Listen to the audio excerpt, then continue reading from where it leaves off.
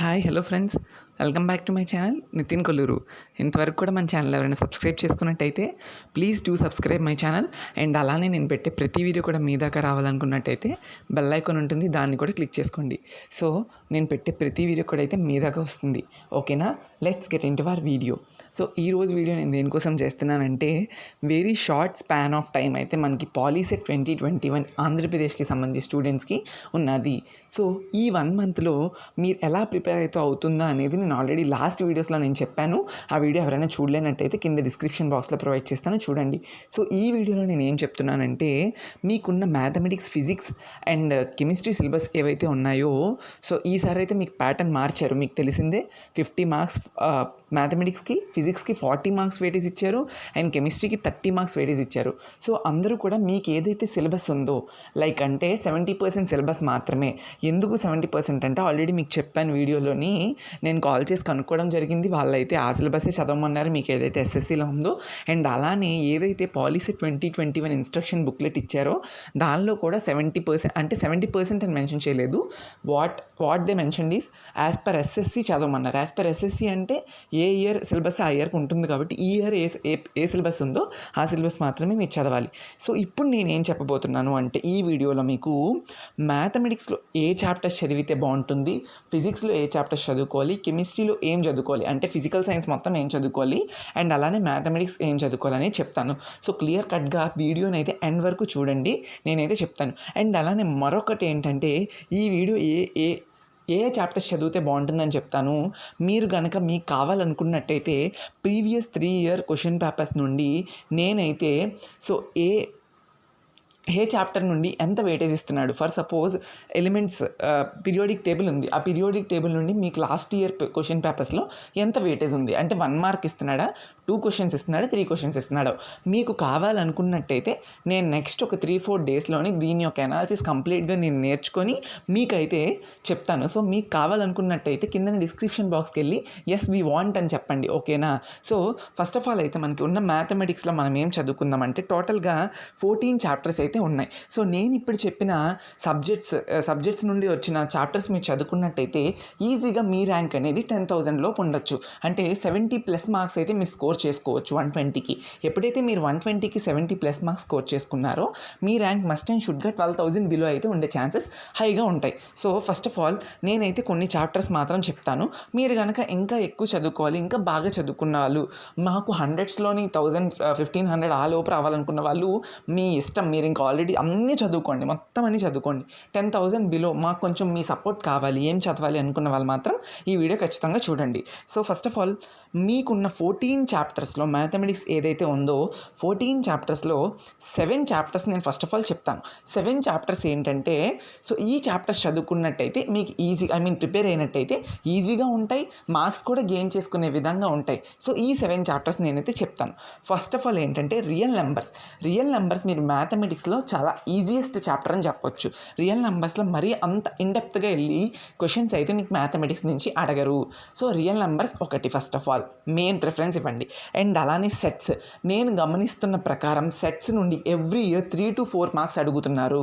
So మీకు 3 to 4 marks అంటే మీ rank, for suppose మీరు సెట్స్ ప్రిపేర్ అవ్వకుండా ఉన్నట్టయితే మీ ర్యాంక్ అనేది చాలా ఎక్కువ పడిపోతుంది. సో అందుకనే సెట్స్ ప్రిపేర్ అవ్వండి. ఖచ్చితంగా 3 to 4 మార్క్స్ అయితే రావడం జరుగుతున్నాయి సెట్స్ నుండి, ఓకేనా. దీనికి సంబంధించి వెయిటేజ్ అనాలిసిస్ నెక్స్ట్ వీడియోస్లో చెప్తాను, ఓకేనా. అండ్ రియల్ నెంబర్స్, సెట్స్, ఆ తర్వాత చూసుకున్నట్టయితే ఏం చదువుకోవాలి అనుకున్నట్టయితే పాలినామియల్స్ కూడా చదువుకోండి, మంచి వెయిటేజ్ వస్తుంది. పాలినామియల్స్ కూడా ప్రిపేర్ అయినట్టయితే మీకు తెలుసు కదా, పాలినామియల్ రూట్స్ అడుగుతూ ఉంటాడు, ఒక రూట్ ఇచ్చి 2 రూట్స్ అడుగుతూ ఉంటాడు, నెక్స్ట్ ఏమంటే 3 రూట్స్ అడుగుతూ ఉంటాడు, ఎలిమినేషన్ మెథడ్లోకి వెళ్ళాలి. అలాంటివన్నీ కూడా మనమైతే ఈ చాప్టర్లో నుంచి మనం నేర్చుకోవచ్చు. సో పాలినామియల్స్ కూడా చదవండి ఫస్ట్ ఆఫ్ ఆల్. నెక్స్ట్ చూసుకున్నట్టయితే క్వాడ్రటిక్ ఈక్వేషన్స్, ఓకేనా. క్వాడ్రటిక్ ఈక్వేషన్స్ కూడా మీరైతే పర్ఫెక్ట్గా నేర్చుకోవచ్చు, ఓకేనా. క్వాడ్రటిక్ ఈక్వేషన్స్ కూడా మీకు మంచి వెయిటేజ్ అనేది వస్తుంది. నెక్స్ట్ ప్రోగ్రెషన్స్ పక్కన పెట్టండి. నెక్స్ట్ అలానే చూసుకున్నట్టయితే మీరు మెన్సురేషన్ 10th చాప్టర్ చెప్పాను కదా, మెన్సురేషన్ కూడా మీరైతే ప్రిపేర్ అవ్వచ్చు, ఓకేనా. సో మెన్సురేషన్ ప్రిపేర్ అయితే మీకు వాల్యూమ్స్, ఆ తర్వాత ఏరియా, ఇలాంటి ఫార్ములాస్ ఉంటాయి కదా. మనకు ఒక టేబుల్ ఉంటుంది 10th క్లాస్ సిలబస్ టెక్స్ట్ బుక్లో. ఆ టేబుల్ని కనుక మీరైతే కంటిన్యూస్గా రివైజ్ చేస్తూ ఉన్నట్టయితే ఆ టేబుల్ నుండి మీకైతే డైరెక్ట్ ఫార్ములా అప్లై చేసి ఏరియా అడుగుతాడు, లేదంటే వాల్యూమ్ అడుగుతాడు. క్యూబాయిడ్ ఒక వాల్యూమ్ అడగొచ్చు, దాని యొక్క బ్రెడ్త్, లెంత్, అలాంటివన్నీ డైరెక్ట్గా మీరు ఏదైతే 10th క్లాస్ సిలబస్లో ఉన్న ఆ టేబుల్ ఉంటుంది కదా, మెన్సురేషన్ టేబుల్, దానిలో ఫస్ట్ బేసిక్స్ మీరు నేర్చుకోవడానికి ట్రై చేయండి. సో మెన్సురేషన్ కూడా ఒక మెయిన్ కాన్సెప్ట్ మీకు 10th క్లాస్ పాలీసెట్ సిలబస్లో. నెక్స్ట్ ఓకేనా, నెక్స్ట్ కన్సిడర్ చేసుకున్నట్టయితే మీకు ట్రిగ్నోమెట్రీ అనేది మీకు ఈజీ అని చెప్పలేను, కానీ ట్రిగ్నోమెట్రీకి వచ్చిన వెయిటేజ్ మీకు పాలీసెట్ 2021 పేపర్లో ఏ సిలబస్కి రాదు. ట్రిగ్నోమెట్రీ మొత్తం కూడా మీరైతే చదువుకోవాలి. Trigonometry and applications of trigonometry రెండింటి కూడా మ్యాక్సిమం వెయిటేజ్ అనేది మనకి పాలీసెట్ 2021 పేపర్లో ఉంటుంది. So trigonometry and applications of trigonometry మీద కాన్సన్ట్రేట్ చేయండి. కొంతమందికి ఏంటంటే ట్రిగ్నోమెట్రీ బాగా వచ్చు, అప్లికేషన్స్ ఆఫ్ ట్రిగ్నోమెట్రీ అనేది కొంచెం కన్ఫ్యూజ్ అవుతారు. ఎందుకంటే ట్రిగ్నోమెట్రిక్ ఫార్ములాస్ అన్ని అప్లికేషన్ ఓరియంటెడ్గా మనకైతే ఉంటుంది కాబట్టి అప్లికేషన్స్ ఆఫ్ ట్రిగ్నోమెట్రీలో ఇది ప్రాబ్లం అయితే ఫేస్ చేసే ఛాన్సెస్ ఉంటాయి. సో దీనికి సంబంధించి మీరు ఓన్లీ ట్రిగ్నోమెట్రీ అయితే చదువుకోండి, ఓకేనా. ప్రాక్టీస్ చేయండి. ఒకవేళ అప్లికేషన్స్ ఆఫ్ ట్రిగ్నోమెట్రీ కష్టంగా ఉన్నదనుకుంటే దాన్ని ప్రస్తుతానికి లీవ్ చేయండి, ఓకేనా. సో నెక్స్ట్ చూసుకుంటే ఈ 2 చాప్టర్లు ఎవరు చదువుతారో మీ స్కోర్ అనేది ఇంకా హైప్కి వెళ్ళిపోతుంది. అదేంటంటారా, ప్రాబబిలిటీ అండ్ స్టాటిస్టిక్స్. మీ అందరికీ తెలుసు, మీరు ప్రాబబిలిటీ స్టాటిస్టిక్స్లో మంచి స్కోరింగ్ అనేది మీ 10th క్లాస్ ఎగ్జామ్స్ పెట్టున్నా మీకైతే వచ్చేది. ఎందుకంటే ప్రాబబిలిటీ స్టాటిస్టిక్స్ చేతుల మీద చేయొచ్చు. ప్రాబబిలిటీ నుండి ఎన్ని ర్యాండమ్ వేరియబుల్స్ ఉన్నాయి మీకైతే కార్డ్స్ యూస్ చేస్తూ అండ్ అలానే డైస్ యూస్ చేస్తూ చెప్తూ ఉంటారు. ప్రాబబిలిటీ చాలా ఈజియెస్ట్ చాప్టర్ అని చెప్పుకోవచ్చు, ఓకేనా. సో ప్రాబబిలిటీ కూడా మీరు చదువుకున్నట్టయితే మ్యాక్సిమం అట్లీస్ట్ 3 మార్క్స్ అయితే మీరైతే స్కోర్ చేయొచ్చు దాంట్లో. So next statistics mean, median, ఓకేనా. సో మోడ్, ఇలాంటి కాన్సెప్ట్స్ అన్నీ కూడా మీరైతే ఖచ్చితంగా చాలాసార్లు అయితే చేసి ఉంటారు.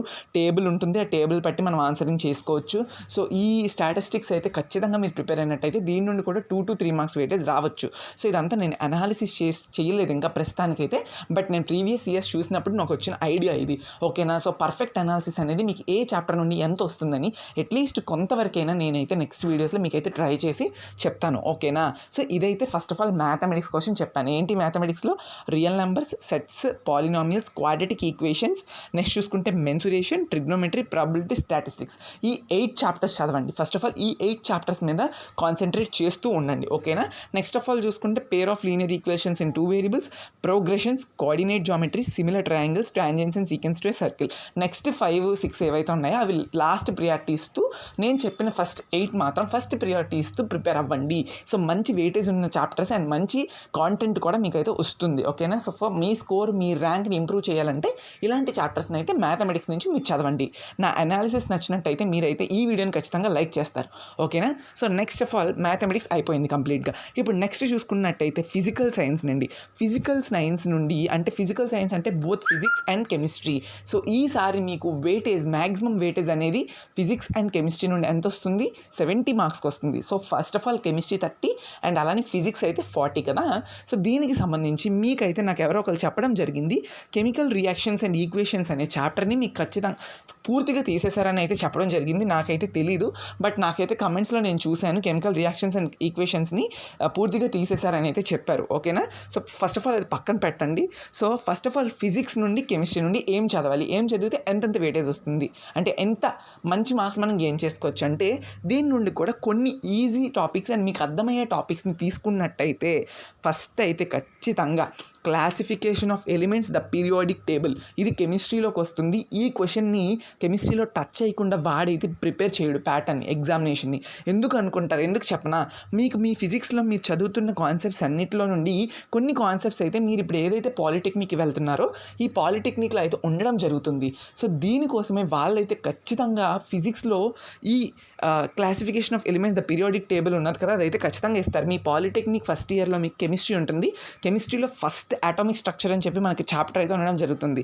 దాంట్లో మెయిన్ కాంటెంట్ అంతా ఈ క్లాసిఫికేషన్ ఆఫ్ ఎలిమెంట్స్, ప్రిన్సిపల్స్ ఏవైతే ఉన్నాయో, హున్స్, పాలీస్, ఇలాంటి ప్రిన్సిపల్స్ అండ్ క్వాంటమ్ నెంబర్స్ అవన్నీ కూడా ఉంటాయి కదా, దానికి సంబంధించి మొత్తం కూడా ఈ చాప్టర్ నుంచి మీరు ఖచ్చితంగా structure of atom and classification of elements, the periodic table, ఈ రెండు, structure of atom, classification of elements, ఈ రెండు ఖచ్చితంగా చదవండి. మీకు మ్యాక్సిమం వెయిటేజ్ అనేది కెమిస్ట్రీలో వచ్చినప్పుడు దీని నుండే వస్తుంది. ఆల్మోస్ట్ మీరు ఒక 5 to 7 మార్క్స్ స్కోర్ చేసుకోవచ్చు అని నేను అనుకుంటున్నాను.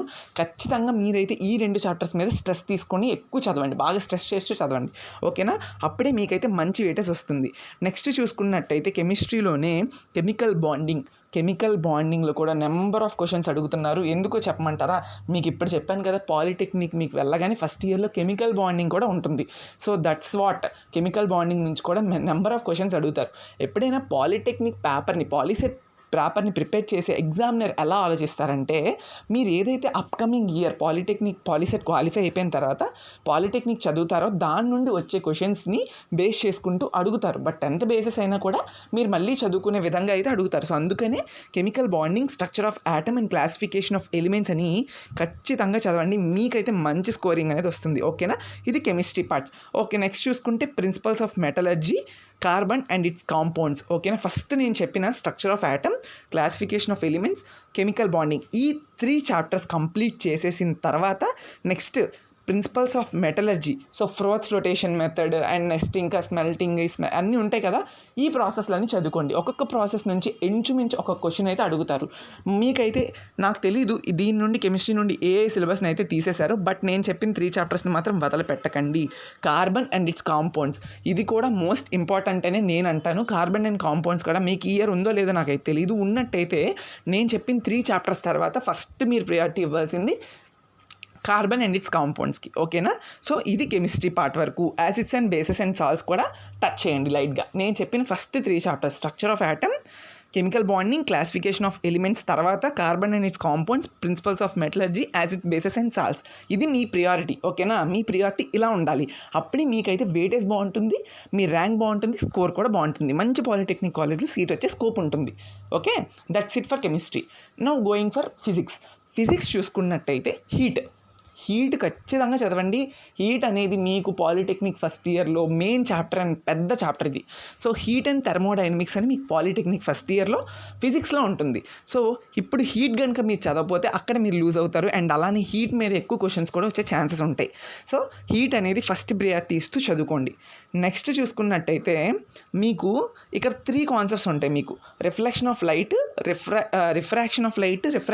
At plane and curved surface కదా. ఈ 3 కాన్సెప్ట్స్ నుండి మ్యాక్సిమం క్వశ్చన్స్ అయితే వస్తాయి, బిలీవ్ మీ. ఏదైతే అని చెప్పానో, reflection of light by different surfaces, refraction of light at plane surfaces, refraction of light at curved surfaces, so ఏవైతే ఉన్నాయో వీటి నుండి మ్యాక్సిమం మార్క్స్ వస్తాయి. ఎందుకు అంటారా, ఇవి చాలా క్వశ్చన్స్ నేను చూశాను. ఇప్పుడు 40 మార్క్స్కి ఇస్తున్నారంటే ఈ 3 చాప్టర్లు మీరు ప్రిపేర్ అయ్యారనుకోండి, ఈ 3 చాప్టర్లు ప్రిపేర్ అయితే ఆల్మోస్ట్ 10 మార్క్స్ ప్లస్ స్కోర్ చేసుకోవచ్చు.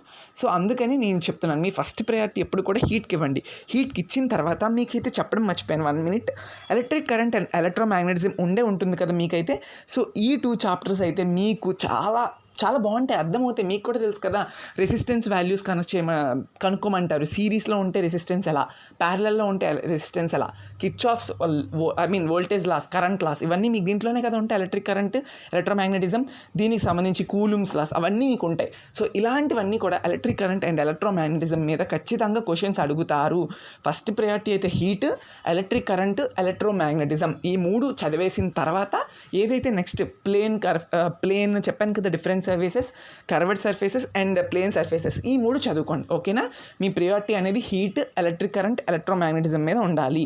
ఆ తర్వాత నేను చెప్పిన మిగతా 3 చదువుకోండి, ఓకేనా? ఇలా కనుక మీరు ప్రిపేర్ అయినట్టయితే మీ మార్క్స్ ఏదైతే ఎంపీసీ లైక్ పాలిసెట్ 2021లో మ్యాక్సిమం 70+ అయితే రావడానికి స్కోప్ ఉంటుంది, ఓకేనా?